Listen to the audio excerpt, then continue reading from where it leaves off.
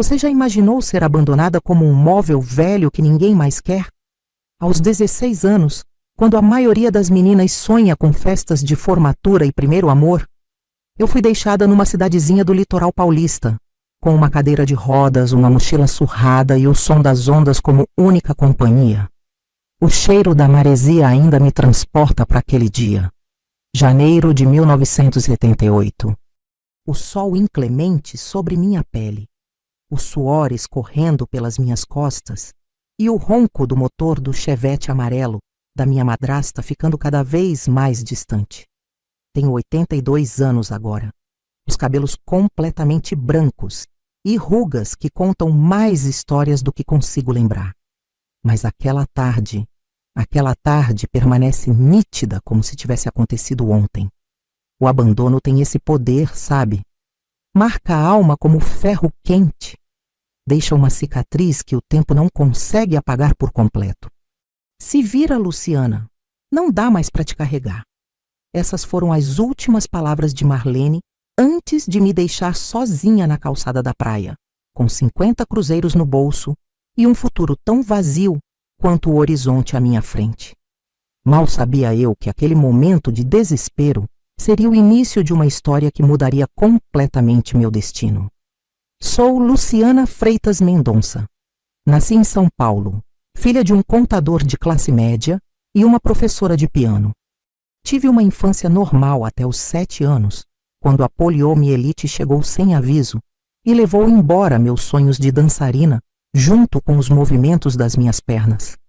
Lembro do desespero nos olhos da minha mãe quando os médicos explicaram que eu nunca mais andaria. Papai, sempre mais prático, comprou minha primeira cadeira de rodas, uma estrutura de metal pesada que parecia mais uma prisão do que um auxílio para a locomoção. Mamãe morreu quando eu tinha 9 anos de uma pneumonia que começou como um resfriado e a levou em menos de uma semana. A casa ficou silenciosa. O piano fechado juntava poeira no canto da sala e papai começou a trabalhar até mais tarde. Eu ficava sozinha com a empregada, que tinha pena de mim e me entupia de doces para compensar a solidão.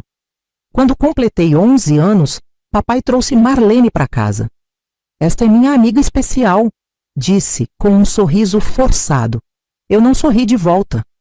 Percebi nos olhos dela algo que aprendi a reconhecer.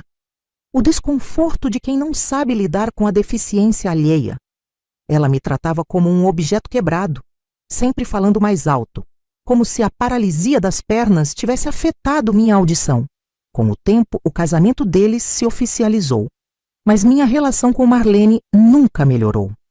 Papai, cada vez mais ausente em suas viagens de trabalho, não percebia ou fingia não perceber como ela me ignorava quando estávamos sozinhas. Seu pai me enganou, dizia ela. Nunca mencionou que teria que cuidar de uma aleijada. Quando papai morreu num acidente de carro, 3 meses antes daquele fatídico dia na praia, algo mudou definitivamente no olhar de Marlene. Da indiferença passou ao ressentimento declarado. Ela vendeu nossa casa e muitos dos móveis, inclusive o piano da minha mãe. Vamos fazer uma viagem, anunciou numa manhã de janeiro. Preciso resolver umas coisas no litoral. E foi assim que me vi, depois de horas de estrada, sendo deixada para trás como um fardo indesejado na calçada de uma praia que eu nem sabia o nome. O Guarujá da década de 70 era um balneário elegante, frequentado pela elite paulistana. As mansões à beira-mar ostentavam jardins bem cuidados e carros importados nas garagens. Eu, sentada na calçada com minha cadeira de rodas, era uma mancha no cartão postal, uma anomalia que os banhistas tentavam não enxergar enquanto seguiam para a areia com suas toalhas coloridas e protetor solar. As primeiras horas foram de choque. O calor intenso fazia minha cabeça latejar. Tentei me mover para debaixo da sombra de uma amendoeira próxima, mas a cadeira afundava na areia fofa, emperrando as rodas. Um grupo de adolescentes passou por mim, rindo alto. Por um momento pensei que me ajudariam, mas seguiram seu caminho, absortos em sua própria juventude despreocupada. Alguém pode me ajudar? Minha voz saiu mais baixa do que eu pretendia, engolida pelo barulho das ondas e pelo vento que carregava grãos de areia para meus olhos. Olhei para os 50 cruzeiros na minha mão. Não daria para muita coisa. Talvez um sanduíche e um refrigerante. E depois? Onde dormiria? Como sobreviveria? A sensação de abandono era física. Um vazio no estômago, um peso no peito, um nó na garganta que não me deixava engolir direito.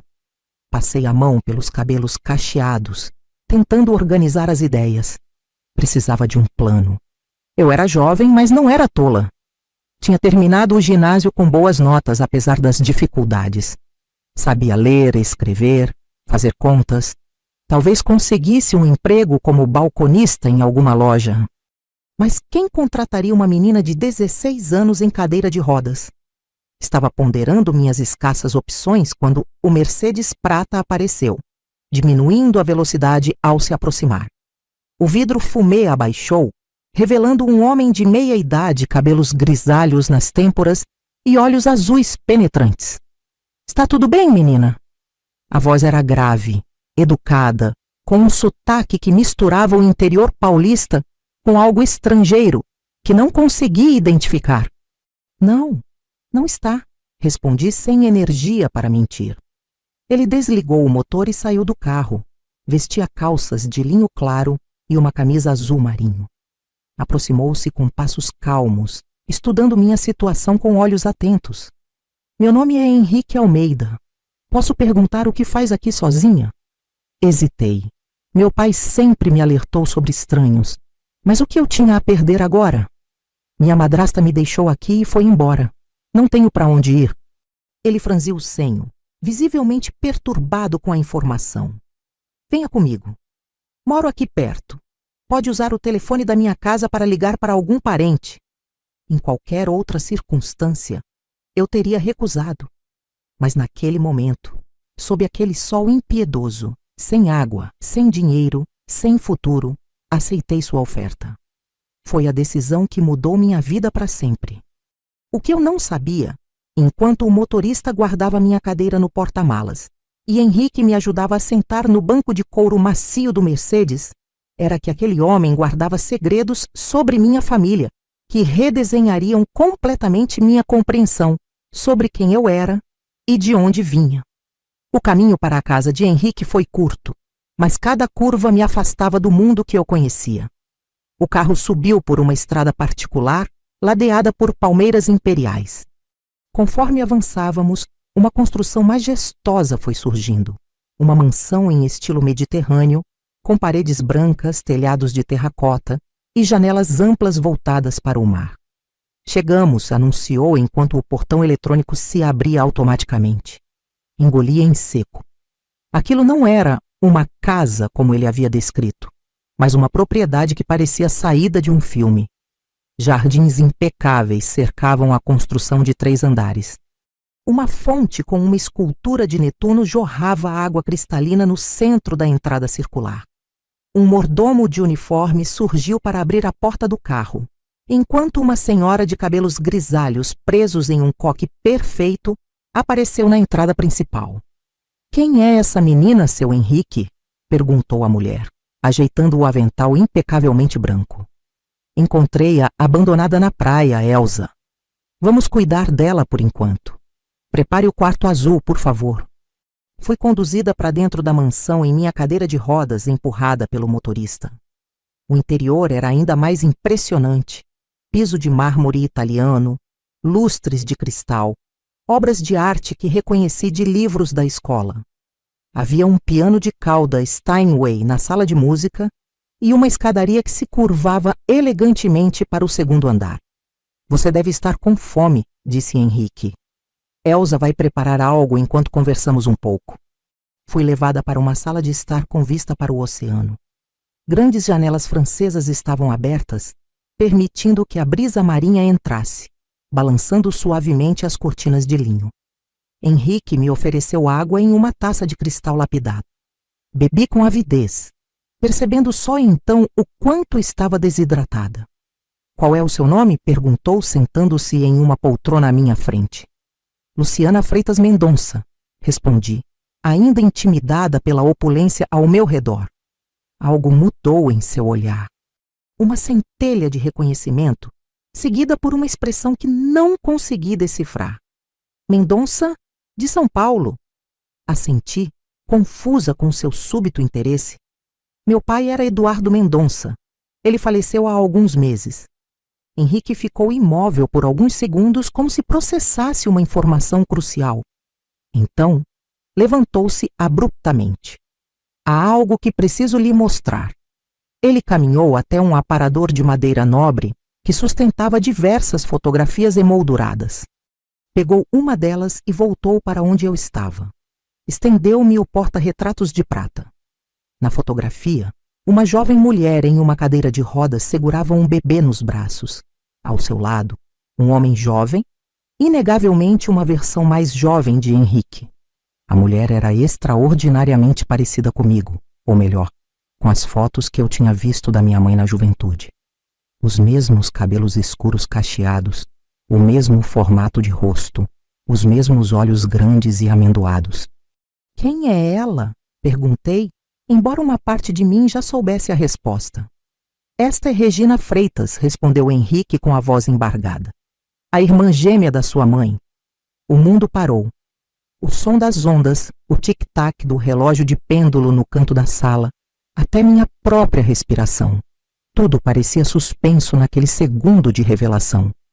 Olhei para a fotografia novamente, estudando cada detalhe, procurando confirmar o que meus olhos já sabiam. Aquela mulher era quase idêntica à minha mãe. Irmã gêmea? Mas como? Minha voz saiu fraca, trêmula. Mamãe nunca mencionou ter uma irmã, muito menos uma gêmea. Henrique suspirou profundamente, sentando-se novamente. Seus olhos azuis pareciam mais opacos agora, nublados por memórias antigas. Sua mãe e Regina foram separadas quando tinham 20 anos. Seu avô, Antônio Freitas, era um homem severo, tradicional. Quando Regina contraiu poliomielite aos 18 anos e ficou paralisada da cintura para baixo, ele a considerou um fardo, uma vergonha para as damas da família. Meu estômago se contorceu. A história soava dolorosamente familiar. Regina e eu nos apaixonamos quando ela estava no hospital se recuperando. Eu era estudante de medicina na época. Ele apontou para o bebê na foto. Este é nosso filho, Lucas, mas seu avô nunca aceitou nosso relacionamento. Quando Regina engravidou, ele a internou em uma clínica isolada, longe da cidade, e depois obrigou-a a entregar o bebê para a adoção. Lágrimas involuntárias começaram a escorrer pelo meu rosto.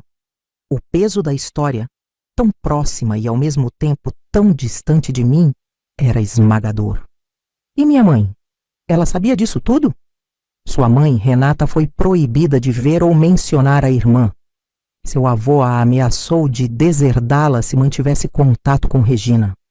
Eventualmente, Renata se casou com seu pai e seguiu a vida. Regina ficou em uma instituição por alguns anos, até que consegui encontrá-la e trazê-la para morar comigo, contra a vontade da família dela. Olhei novamente para a foto, focando agora no bebê. E o que aconteceu com Lucas? Foi adotado por uma família de diplomatas. Cresceu na Europa. Consegui encontrá-lo anos depois, quando já era adulto. Hoje ele mora em Portugal. Tem seus próprios filhos. Henrique sorriu tristemente. Seus primos que você nunca conheceu. Elsa entrou nesse momento, trazendo uma bandeja com sanduíches e suco. Colocou-a sobre a mesa lateral e saiu discretamente, percebendo a intensidade da conversa. Mas eu não conseguia pensar em comida. Minha mente estava uma confusão de perguntas, revelações e conexões sendo formadas. E Regina? Onde ela está agora? O silêncio que se seguiu foi resposta suficiente. Henrique levantou-se e caminhou até a janela, olhando para o mar. Regina faleceu há 20 anos. Complicações respiratórias comum em pessoas com sequelas de poliomielite. Virou-se para mim. A doença que também atingiu você, exatamente como atingiu sua tia. A coincidência era perturbadora demais para ser apenas acaso. Eu, assim como minha tia desconhecida, presa a uma cadeira de rodas pela mesma doença. E agora, abandonada como ela havia sido, encontrada pelo mesmo homem que a amara. Por que minha madrasta me trouxe especificamente para esta cidade? Perguntei, tentando conectar as peças.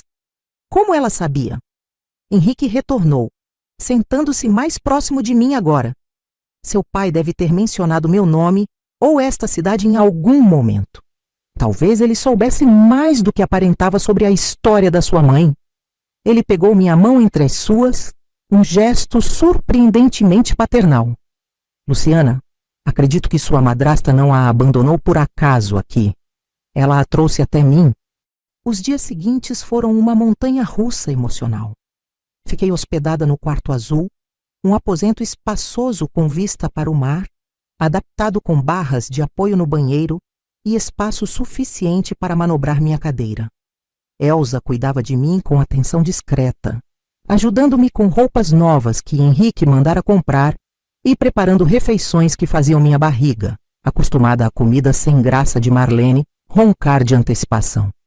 Henrique passou horas comigo, mostrando álbuns de fotografias, contando histórias sobre Regina, como ela adorava música clássica, como ria jogando-as a cabeça para trás, como lutou para ser independente apesar das limitações físicas.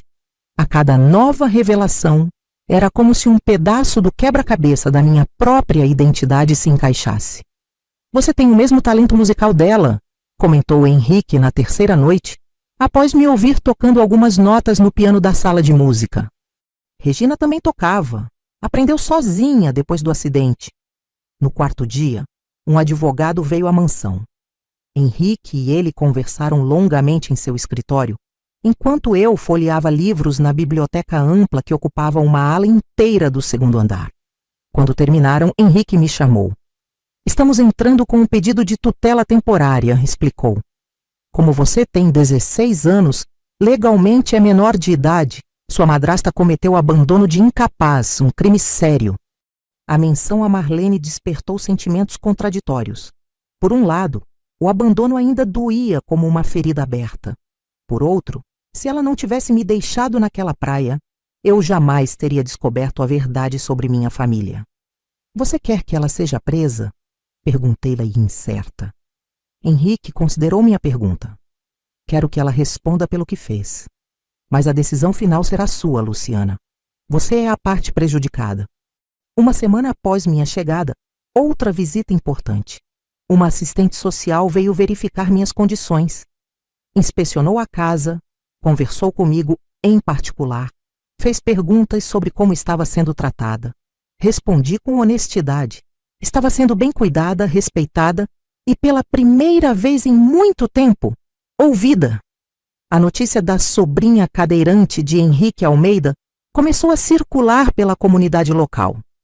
Vizinhos vieram visitar, trazendo presentes e olhares curiosos. A alta sociedade do Guarujá, em seu círculo fechado de fofocas e aparências, especulava sobre minha chegada repentina.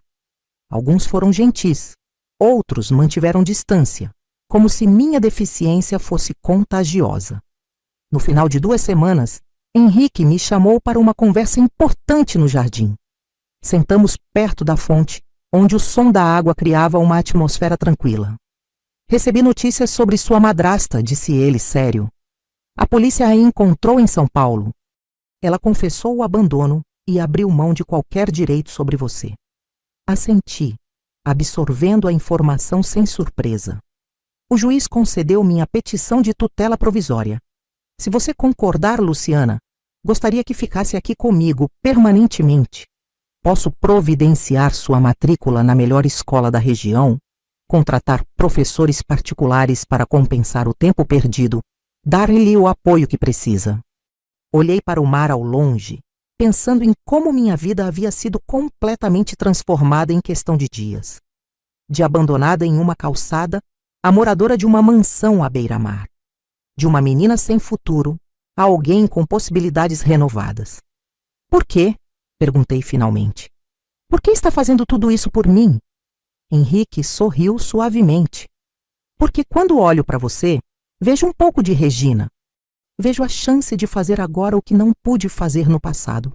Proteger alguém que me lembra tanto dela. Fez uma pausa. Mas não é só isso. Você é uma jovem notável por si mesma, Luciana. Inteligente, forte, com uma determinação que admiro. Merecer uma chance de ser quem quiser ser, sem que sua condição física defina seus limites. Naquele entardecer, enquanto as primeiras estrelas apareciam no céu do Guarujá, aceitei a proposta de Henrique. Não sabia ainda os desafios que enfrentaria, as dificuldades de adaptação, os olhares de desconfiança da sociedade, a luta para provar meu valor. Mas sabia que, pela primeira vez desde que perdera minha mãe, encontrara um lugar para chamar de lar. Minha nova vida começou oficialmente em fevereiro de 1978, quando fui matriculada no Colégio Elite do Guarujá, uma instituição frequentada pelos filhos da alta sociedade paulista. No primeiro dia, Henrique insistiu em me levar pessoalmente, apesar da minha resistência. Quero que todos saibam que você é minha protegida, explicou enquanto seu motorista ajustava minha cadeira na parte traseira do Mercedes. O colégio não estava preparado para uma aluna cadeirante. Não havia rampas adequadas, os banheiros eram inacessíveis, e as carteiras altas me obrigavam a escrever em uma prancheta improvisada sobre as pernas. Mas os obstáculos físicos eram mínimos comparados às barreiras sociais que enfrentei. É a deficiente que o Dr. Almeida adotou, sussurravam nos corredores quando eu passava. Dizem que é parente dele, mas ninguém nunca ouviu falar dela antes. Os professores oscilavam entre excesso de zelo e completa indiferença. Alguns me tratavam como incapaz intelectualmente, falando devagar, como se não pudesse compreender conceitos simples. Outros simplesmente me ignoravam, como se minha presença fosse uma inconveniência a ser tolerada. Carolina Menezes, filha do prefeito e rainha não oficial da turma, liderou a resistência contra minha inclusão. Meu pai disse que seu tio te achou na rua, comentou em voz alta durante o intervalo, semanas depois da minha chegada. É verdade que sua mãe te abandonou porque você era defeituosa? Engoli as lágrimas que ameaçavam cair. Minha tia também usava cadeira de rodas, respondi, erguendo o queixo. E era mais inteligente e bonita que qualquer pessoa da sua família jamais será. Foi meu primeiro ato de rebeldia, minha primeira recusa em ser diminuída. Carolina ficou vermelha de raiva, mas algo em meu olhar a impediu de continuar. Talvez tenha sido a firmeza incomum para uma menina da minha idade. Talvez o fato de que, apesar de todas as dificuldades, eu não demonstrava autocompaixão. Em casa, Henrique percebeu minha luta silenciosa. Como está sendo a escola? Perguntou uma noite enquanto jantávamos. Difícil, admiti, mas vou conseguir. Ele sorriu com uma mistura de preocupação e orgulho. Regina também tinha essa determinação. É por isso que me apaixonei por ela. A comparação constante com minha tia falecida era tanto um consolo quanto um peso. Parte de mim queria viver à altura daquela imagem quase mitificada que Henrique construíra. Outra parte queria ser reconhecida por meus próprios méritos. Nos fins de semana, Henrique contratou um fisioterapeuta para me ajudar a fortalecer os braços e o tronco. Dr. Paulo, um homem paciente de meia idade, me ensinou exercícios específicos para cadeirantes. Sua independência começa com seu corpo, explicou. Quanto mais forte você for, menos precisará dos outros. Foi ele quem sugeriu a natação, atividade que se tornou minha paixão. Na piscina aquecida da mansão, eu encontrava uma liberdade que me era negada em terra firme. Na água, minhas pernas não importavam. Eu podia flutuar, me mover, sentir o corpo inteiro vivo e respondendo aos meus comandos.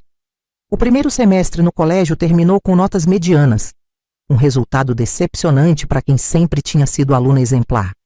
A adaptação ao novo sistema de ensino, somada às dificuldades de integração social, havia cobrado seu preço.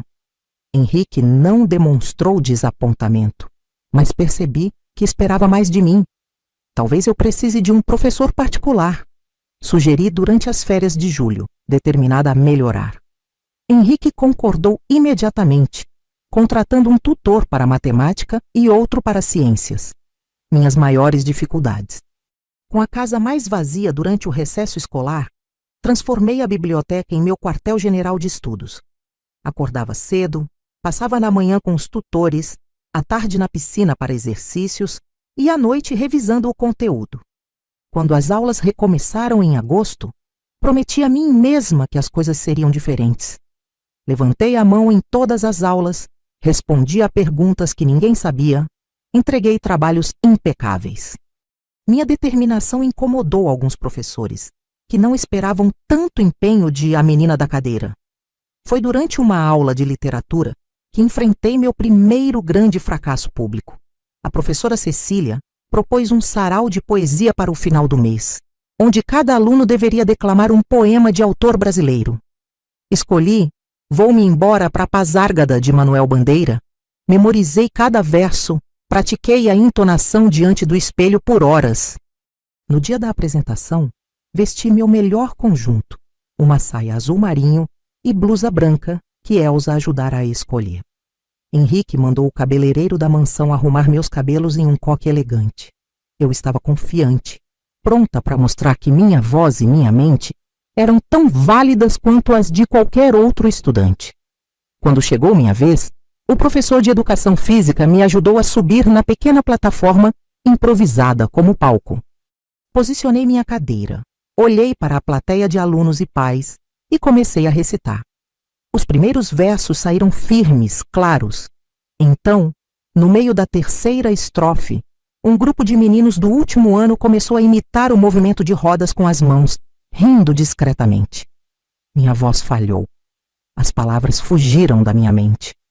O silêncio se estendeu dolorosamente enquanto eu lutava para recuperar o fio da memória.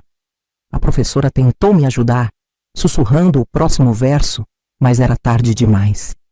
Lágrimas embaçaram minha visão. Desculpe, murmurei, recuando minha cadeira para sair do palco. Henrique estava na primeira fileira. Vi a compaixão em seus olhos, mas também algo que me doeu profundamente: decepção.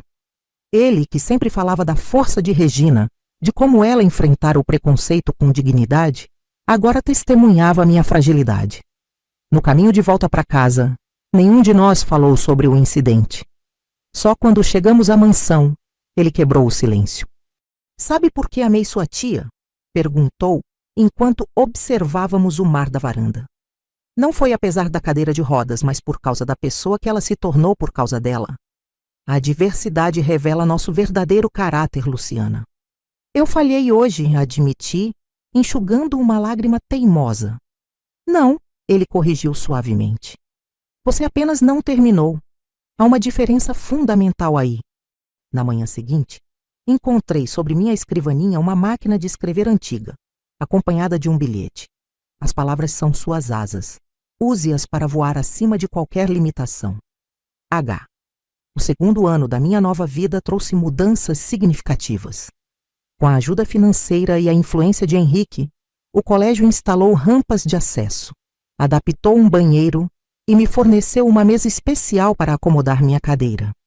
Estas pequenas vitórias não vieram sem resistência. Ouvi comentários sobre privilégios especiais e dinheiro comprando facilidades. Aprendi a ignorar os olhares curiosos e as perguntas impertinentes.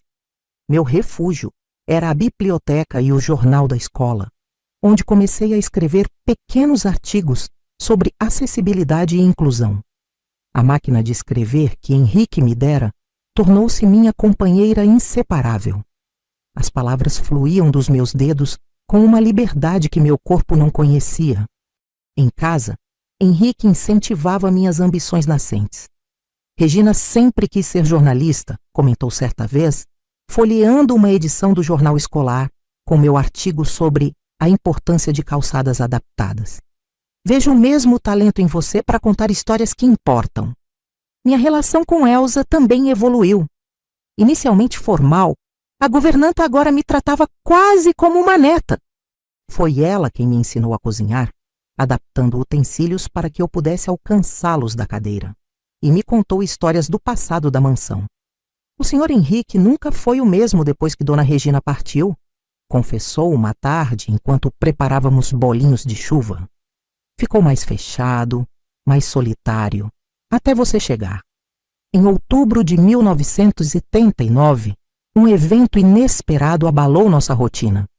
Lucas, o filho de Henrique e Regina, meu primo biológico que eu conhecia apenas por fotografias, anunciou que viria ao Brasil a negócios e aproveitaria para nos visitar. Henrique ficou visivelmente nervoso.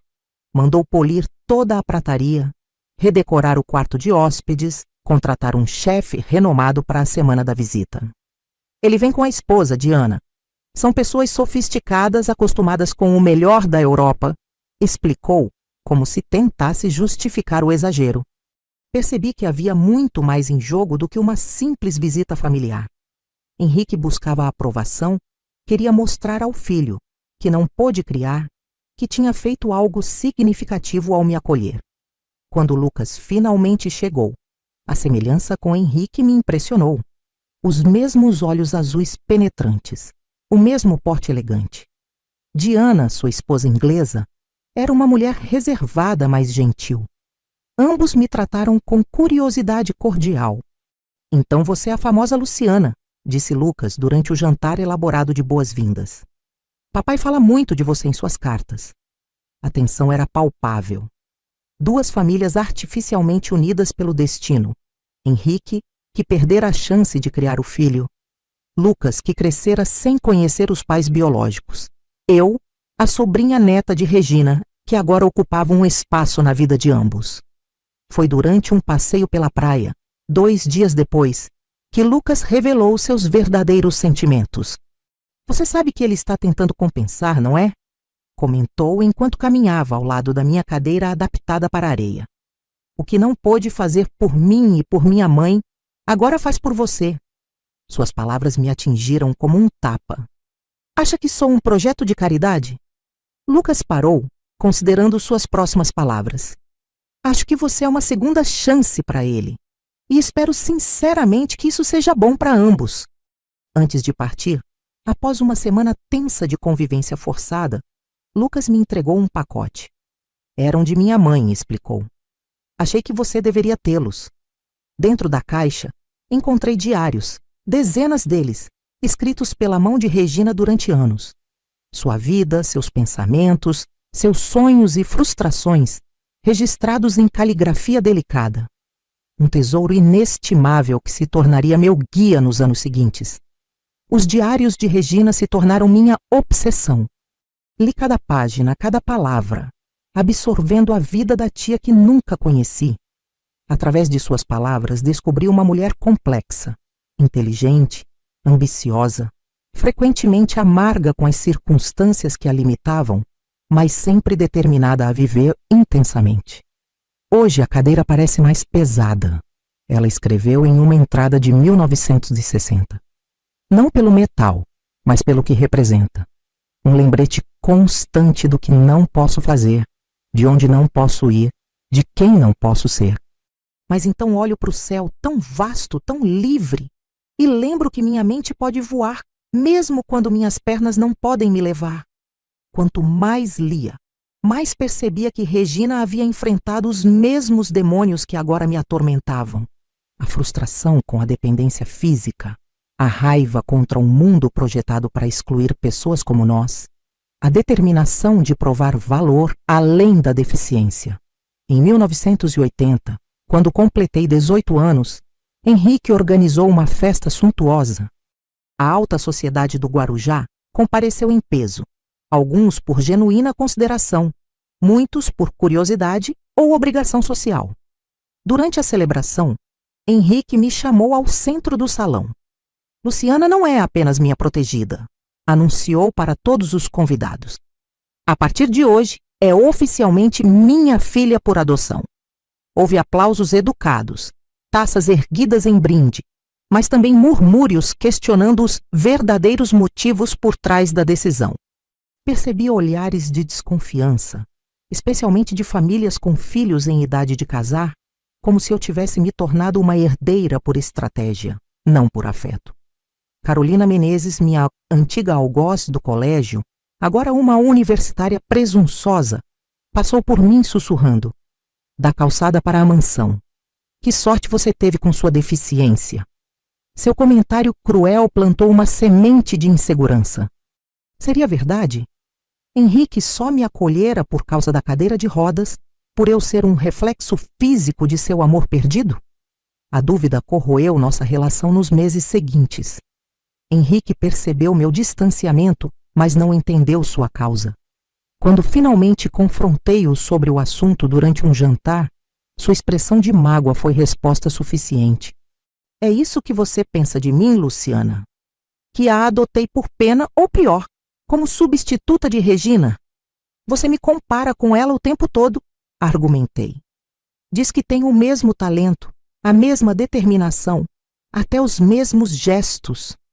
Henrique ficou em silêncio por longos minutos, olhando para o mar através das janelas da sala de jantar.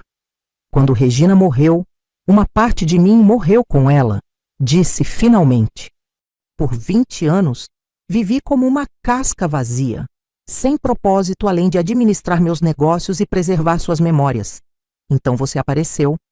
Fez uma pausa para tomar um gole de vinho. Sim, no início foi a semelhança física que me chamou a atenção. Como poderia não ser? Mas o que me fez trazê-la para esta casa, cuidar de você, eventualmente amá-la como filha, foi quem você é, Luciana. Sua essência, não suas circunstâncias. Aquela conversa franca iniciou uma nova fase em nossa relação. Comecei a ver Henrique não como um benfeitor distante ou um substituto paterno idealizado, mas como um homem real, com falhas, cicatrizes emocionais e uma capacidade enorme de amar apesar das perdas. No final daquele ano, tomei uma decisão que surpreendeu a todos. Em vez de escolher a administração para seguir os negócios de Henrique, como ele secretamente esperava, anunciei que prestaria vestibular para direito. Por quê? Perguntou Henrique, visivelmente desapontado, embora tentasse esconder. Porque nos diários Regina escreve sobre como foi legalmente silenciada, como o sistema estava estruturado contra mulheres como ela, expliquei. Quero mudar isso. Quero ser a voz que ela não pôde ter. A decisão abriu uma brecha entre nós. Não uma ruptura, mas uma distância sutil. Henrique apoiou minha escolha publicamente, pagou a melhor faculdade de São Paulo, comprou um apartamento adaptado para que eu pudesse morar na capital durante o período letivo. Mas percebi que, ao recusar seguir seus passos, havia quebrado um sonho não declarado. Na véspera da minha partida para São Paulo, encontrei Henrique na biblioteca, examinando a fotografia de Regina que sempre carregava consigo. Ela teria orgulho de você? Disse sem levantar os olhos. E você? Perguntei, a voz trêmula. Tem orgulho de mim? Ele finalmente me olhou, seus olhos azuis marejados. Mais do que pode imaginar. E mais assustado do que gostaria de admitir. Por quê? Porque agora você está escolhendo seu próprio caminho longe da minha proteção. O mundo lá fora não é a bolha privilegiada que criei para você aqui. Eu sei, respondi. Mas se algo aprendi com os diários de Regina, é que ficar confortável nunca leva à mudança real. Na manhã seguinte, quando o motorista colocava minhas malas no carro, Henrique me entregou uma pequena caixa de veludo. Era dela, disse simplesmente. Dentro, encontrei um colar de ouro com um pingente de sol, um círculo dourado com raios delicados se estendendo em todas as direções. Ela sempre dizia que a cadeira podia aprisionar seu corpo, mas nada poderia impedir sua luz de brilhar, explicou Henrique. Agora é seu momento de brilhar, Luciana. Parti para São Paulo com o coração dividido entre a gratidão pelo passado seguro e a ansiedade pelo futuro incerto. Não sabia então que os verdadeiros desafios apenas começavam, nem que as revelações mais dolorosas sobre minha família ainda estavam por vir.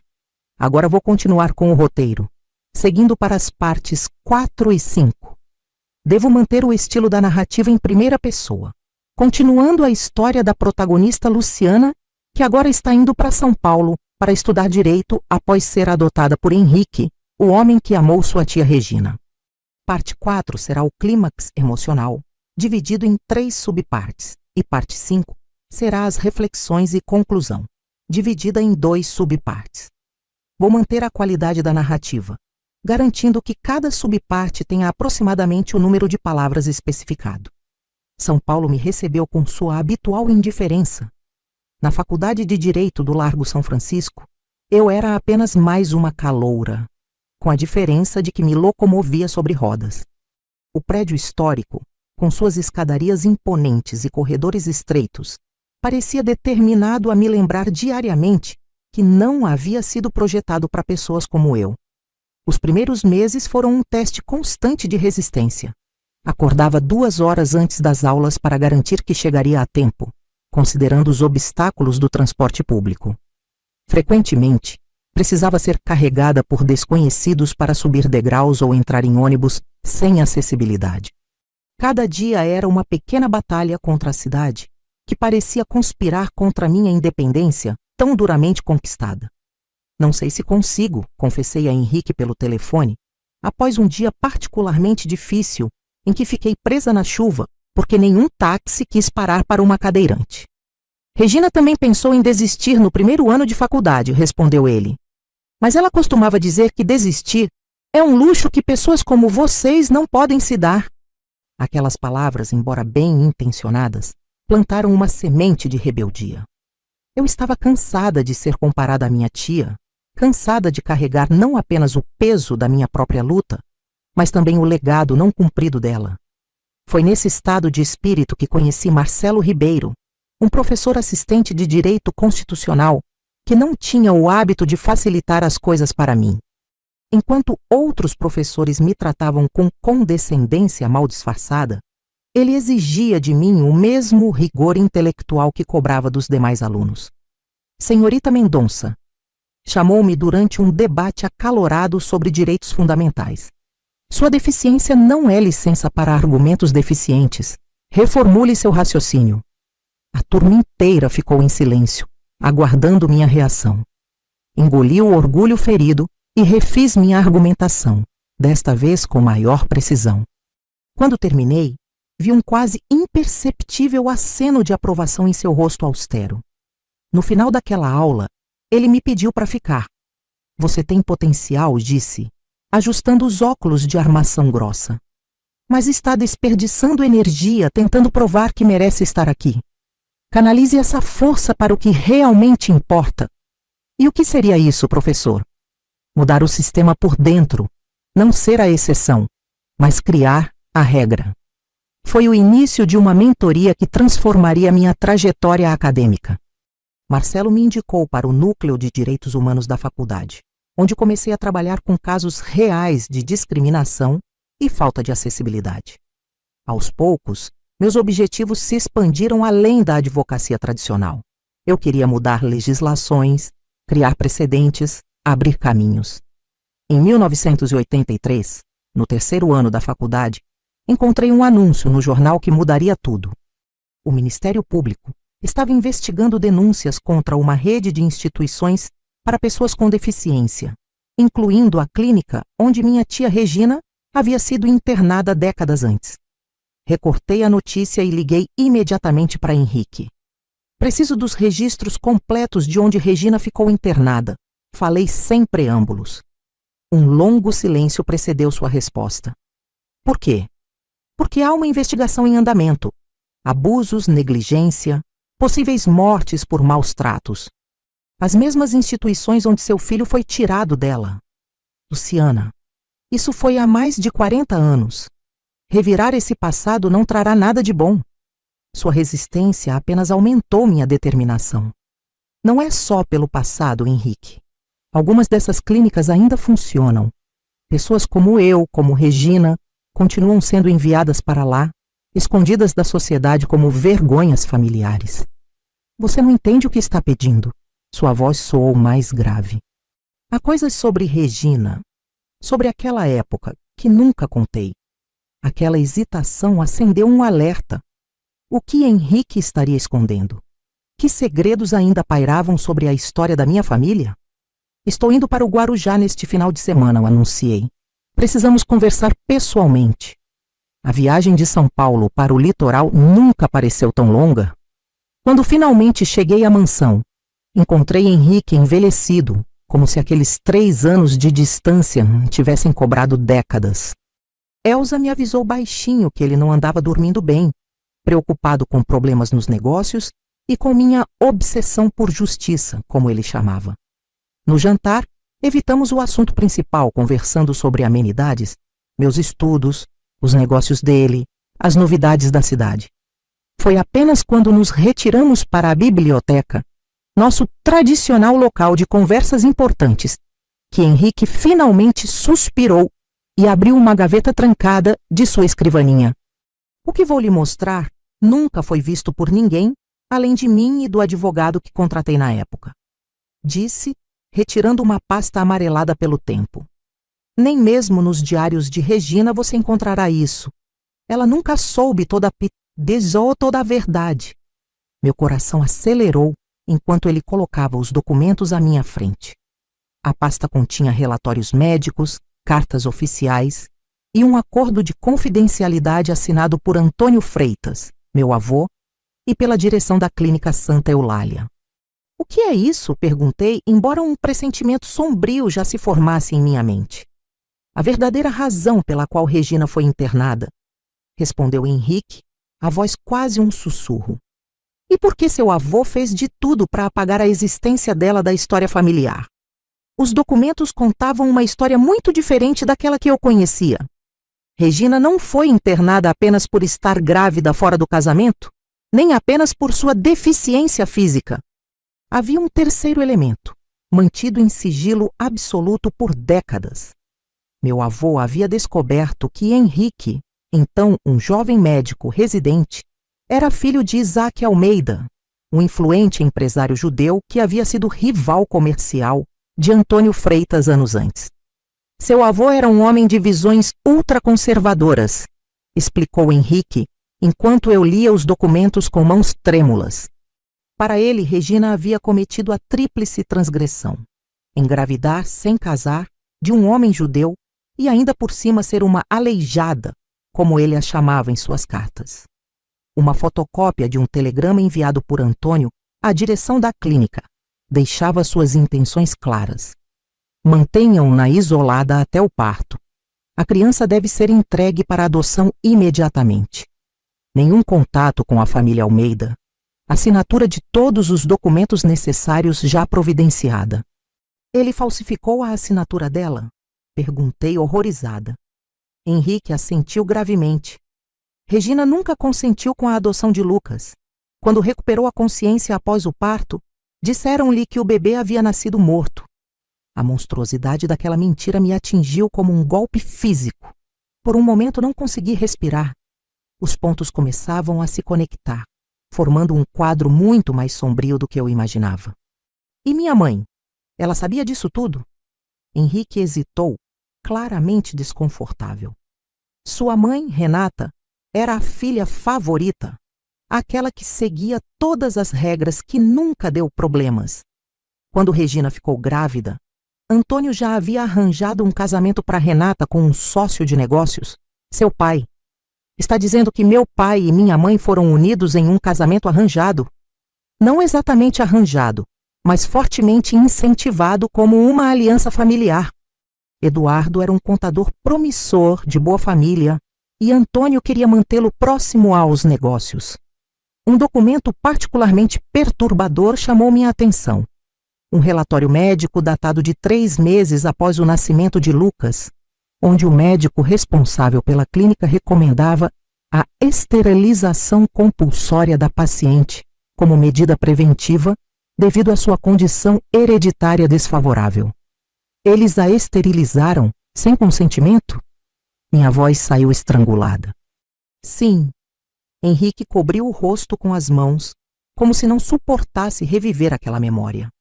Quando finalmente consegui encontrá-la 2 anos depois, esse dano irreparável já havia sido feito.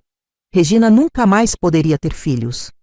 Outro documento revelava que Antônio havia pago uma quantia considerável para manter todo o episódio em sigilo, incluindo subornos a funcionários do cartório, para que não houvesse registro oficial do nascimento de Lucas como filho de Regina. Como você conseguiu tirar Regina daquela clínica? Meu pai, Isaac, finalmente me ajudou. Ele usou sua influência e contatos. Quando Regina saiu de lá, estava muito diferente, mais magra, o olhar vazio, sem a vivacidade que sempre a caracterizou. Levei anos para ajudá-la a se recuperar psicologicamente. Enquanto absorvia aquelas revelações atordoantes, uma pergunta crucial começou a se formar em minha mente. Henrique, se meu avô odiava tanto a ideia de deficiência na família, por que meus pais me mantiveram quando contraí poliomielite? Por que não fui internada como Regina? O silêncio que se seguiu foi mais revelador que qualquer resposta. Henrique desviou o olhar, fixando-o nas ondas que quebravam na praia, visíveis através da janela da biblioteca. Seu avô morreu quando você tinha 5 anos, antes da poliomielite, disse finalmente. Mas há algo que você precisa saber sobre sua doença. Ele retirou da pasta um último documento. Um teste de laboratório com o nome da minha mãe. Renata também contraiu o vírus da polio na juventude, mas teve uma forma subclínica, sem sintomas aparentes. Os médicos alertaram que ela poderia transmitir uma predisposição genética. Seu pai sabia disso antes de você nascer. A revelação caiu sobre mim como um raio. Está dizendo que minha condição poderia ter sido prevista? Que não foi apenas má sorte? Estou dizendo que sua mãe carregava a culpa pela sua condição. Ela via em você o destino que sua irmã gêmea teve, e isso a consumia. Quando ela morreu, sua madrasta encontrou estes documentos entre as coisas dela. As peças finalmente se encaixavam. Por isso Marlene me trouxe especificamente para o Guarujá. Ela sabia sobre você, sobre Regina. Ela encontrou cartas que sua mãe nunca enviou para mim, pedindo perdão por não ter ajudado a irmã. Cartas onde ela mencionava que eu estava cuidando de Regina em minha casa no Guarujá. Sentei-me imóvel, tentando processar a magnitude daquelas revelações. Toda a minha história familiar havia sido construída sobre segredos, mentiras e culpas silenciosas. Minha mãe morrera carregando o peso de uma culpa que não era dela. Minha tia vivera e morrera sem jamais saber o que realmente acontecera com seu filho. Por que está me mostrando isso agora, Henrique? Por que não me contou antes? Ele se levantou com dificuldade, parecendo carregar o peso de cada um de seus 70 anos. Porque você está determinada a abrir essa investigação sobre as clínicas. E precisa entender que mexer nesse vespeiro trará consequências que talvez não esteja preparada para enfrentar. Que consequências? Algumas dessas instituições eram administradas por pessoas poderosas com conexões políticas. A Clínica Santa Eulália, especificamente, pertencia a um primo do então governador. O mesmo homem agora é senador. Está me pedindo para recuar? Para deixar essas atrocidades impunes? Henrique segurou minhas mãos, seus olhos azuis agora mais pálidos pelo tempo, fixos nos meus. Estou pedindo que considere cuidadosamente seus próximos passos. Regina nunca teve essa chance de escolher suas batalhas. E é exatamente por isso que não posso recuar agora, respondi, com uma certeza que vinha do âmago do meu ser. Regina perdeu tudo, seu filho, sua fertilidade, anos de sua vida. E quantas outras Reginas ainda estão presas em instituições como aquela? Quantas outras famílias foram destroçadas por preconceito e ganância? Naquele momento, o peso do pingente de sol em meu pescoço, o antigo colar de Regina, parecia mais significativo do que nunca. Não era apenas uma joia, mas um símbolo da responsabilidade que agora assumia conscientemente. Vou seguir com a investigação, anunciei.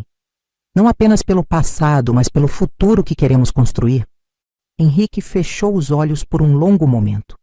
Quando os reabriu, vi neles uma mistura de medo e orgulho. Então não fará isso sozinha. Tenho recursos, contatos, influência. Usaremos tudo o que for necessário. Naquela noite, observando o mar do Guarujá da varanda do meu quarto, compreendi que havia chegado a um ponto sem retorno. O abandono que sofri aos 16 anos havia me trazido até ali, para descobrir uma verdade que agora exigia a ação. Não era mais apenas sobre minha história pessoal, mas sobre uma injustiça sistêmica que precisava ser exposta. A menina assustada na cadeira de rodas, deixada na calçada de uma praia desconhecida, havia se transformado em uma mulher determinada a mudar o sistema que permitiu tal crueldade. E essa transformação estava apenas começando. A investigação sobre as instituições para pessoas com deficiência tornou-se mais do que um caso. Transformou-se na missão da minha vida. Nos meses seguintes à descoberta dos documentos, mergulhei em uma pesquisa exaustiva. Henrique colocou à minha disposição uma equipe de advogados, investigadores particulares e jornalistas discretos que pudessem apurar fatos sem levantar suspeitas prematuras. O que descobrimos era ainda mais perturbador do que eu imaginava. A clínica Santa Eulália, onde Regina ficara internada, era apenas a ponta do iceberg. Havia uma rede de instituições similares espalhadas pelo país, todas operando sob o manto da caridade e do tratamento especializado, mas que na verdade funcionavam como depósitos humanos onde famílias abastadas escondiam seus problemas. Achamos registros de pelo menos 12 mulheres que foram esterilizadas sem consentimento na mesma época que sua tia, relatou Cristina, uma jornalista investigativa que Henrique contratara. E isso só na Santa Eulália. Há indícios de práticas semelhantes em pelo menos 5 outras instituições. Enquanto avançávamos na apuração, enfrentei meu último ano de faculdade com uma determinação renovada. Meu projeto de conclusão de curso focava justamente na evolução legislativa dos direitos das pessoas com deficiência no Brasil, um tema que em 1984 era visto como nicho, quase irrelevante para o mainstream jurídico. Você está desperdiçando seu potencial com esse tema, comentou um professor conservador durante minha defesa. Com seu histórico acadêmico, poderia estar pesquisando direito empresarial, propriedade intelectual, áreas com futuro real. O futuro real, professor, respondi sem esconder minha indignação. É aquele onde nenhum cidadão é tratado como descartável por causa de sua condição física. Aquela resposta foi amplamente comentada nos corredores da faculdade. Para alguns, eu era uma idealista ingênua. Para outros, um exemplo de determinação. O que ninguém sabia era que, paralelamente aos estudos, eu coletava depoimentos de ex-funcionários das clínicas, familiares de pacientes e até mesmo sobreviventes que, como Regina, haviam sido vítimas daquele sistema perverso. Em junho de 1984, 2 meses antes da minha formatura, recebi um telefonema perturbador no apartamento que Henrique mantinha para mim em São Paulo. Senhorita Mendonça? A voz masculina do outro lado da linha era grave, quase sussurrada. Sou Carlos Pimentel, ex-enfermeiro da clínica Santa Eulália. Soube que está investigando o histórico da instituição. Meu coração acelerou. Como conseguiu meu número? Isso não importa.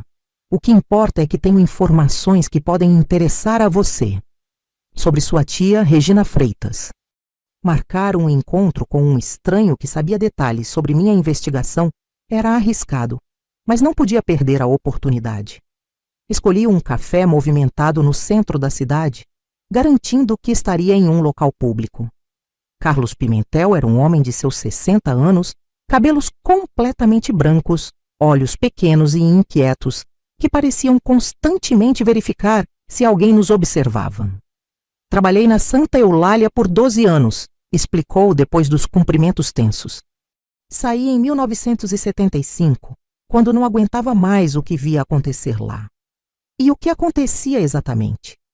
Ele baixou a voz, inclinando-se sobre a mesa. Experimentos, supostos tratamentos inovadores em pacientes vulneráveis, esterilizações forçadas em mulheres com deficiência ou doenças mentais. Tudo sob o pretexto de eugenia preventiva. Era a política institucional endossada pelos principais médicos do país. Enquanto ele falava, senti um calafrio percorrer minha espinha. Regina havia sido apenas uma entre dezenas, talvez centenas de vítimas. Por que está me procurando agora? Porque guardo algo que pertencia à sua tia. Algo que ela me pediu para entregar a Henrique Almeida, mas nunca tive coragem de fazê-lo. De um envelope surrado, ele retirou uma carta amarelada pelo tempo, com o logo da clínica no cabeçalho. Ela escreveu isso no dia em que soube que seu filho estava vivo. Um funcionário deixou escapar a informação e ela tentou suicídio naquela noite. Aceitei a carta com mãos trêmulas, sentindo seu peso histórico, o testemunho de um desespero que eu mal podia imaginar. Por que não a entregou antes? Carlos desviou o olhar, a vergonha evidente em sua expressão. Medo. Assinei acordos de confidencialidade. Precisava do emprego, tenho família. Fez uma pausa. Mas nunca esqueci o olhar dela naquele dia. Agora estou velho, com câncer terminal. O que podem fazer comigo? Está na hora da verdade vir à tona. Quando retornei ao apartamento, não tive coragem de abrir a carta imediatamente. Liguei para Henrique. Preciso que venha a São Paulo, disse, sem explicar os detalhes. É urgente.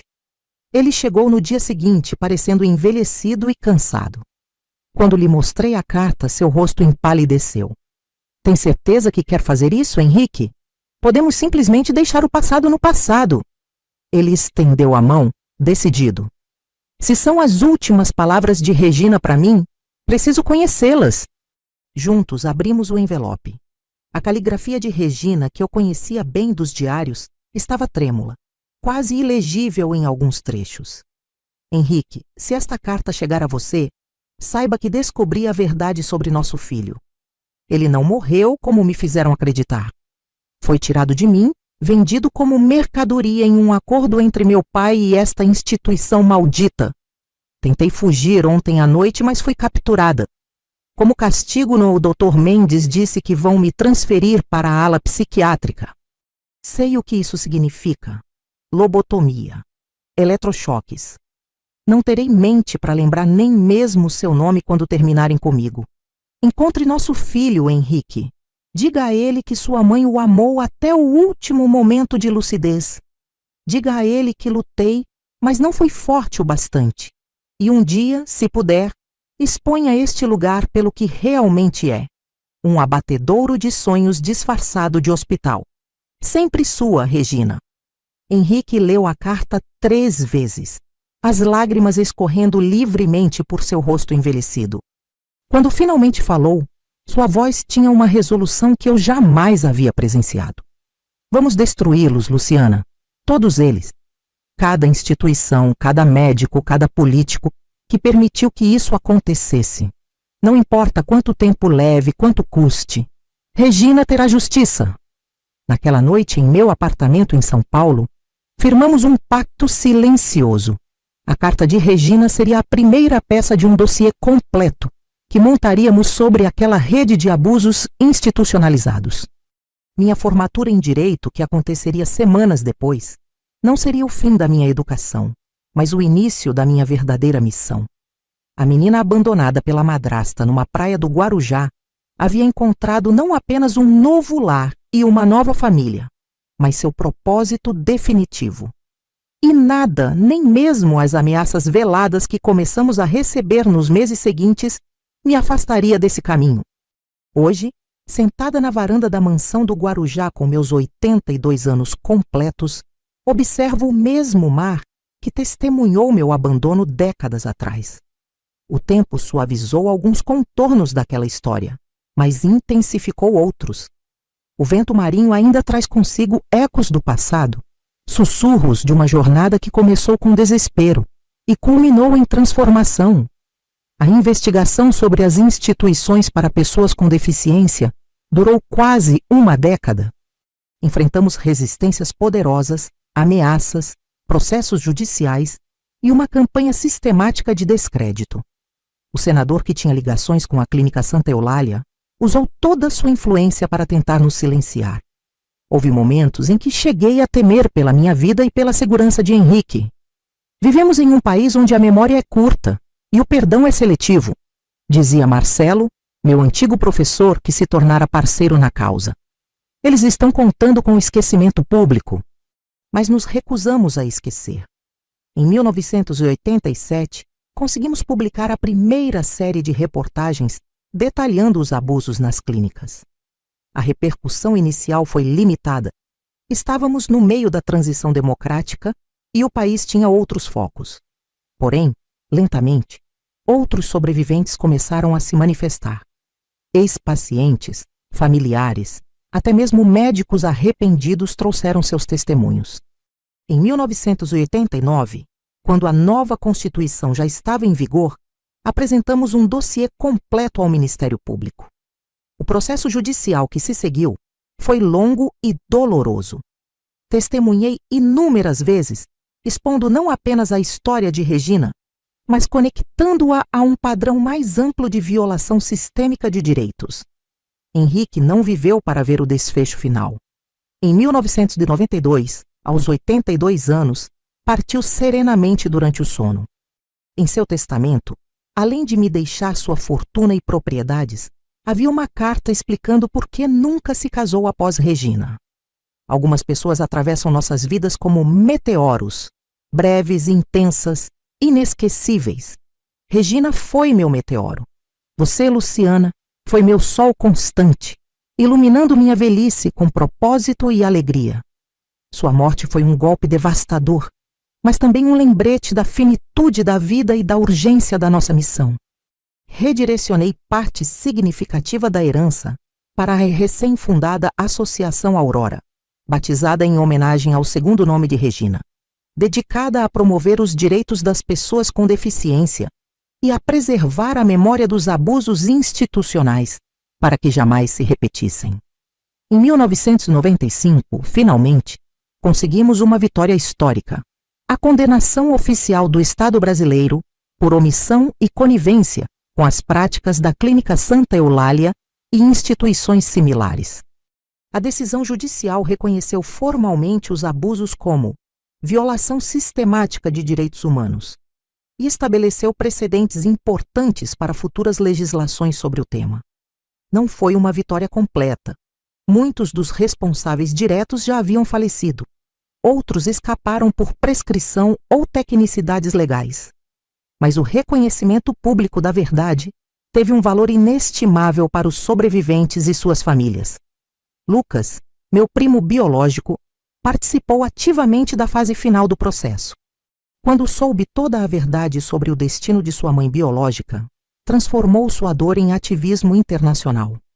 Hoje, aos 65 anos, divide seu tempo entre Portugal e Brasil, ajudando a coordenar a Associação Aurora e promovendo legislações mais inclusivas em diversos países. Minha própria trajetória profissional foi moldada por essa luta. Da advocacia passei à magistratura, tornando-me uma das primeiras juízas cadeirantes do país.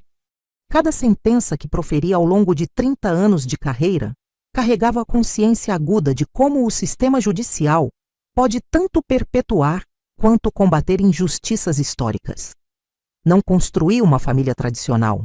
Nunca me casei, nunca tive filhos biológicos, mas construí uma família de escolha, colegas que se tornaram amigos, alunos que orientei, sobreviventes que acolhi.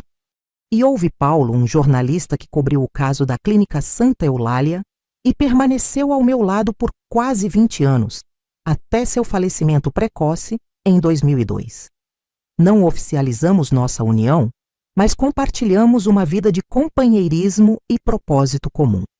Penso frequentemente no estranho destino que me trouxe até aqui. Se Marlene não tivesse me abandonado naquela praia, se Henrique não tivesse passado naquele exato momento, se não tivéssemos descoberto nossa conexão familiar, como teria sido minha vida? Teria sobrevivido? Teria encontrado outro caminho? Ou teria me tornado apenas mais uma estatística, mais uma pessoa com deficiência apagada da história?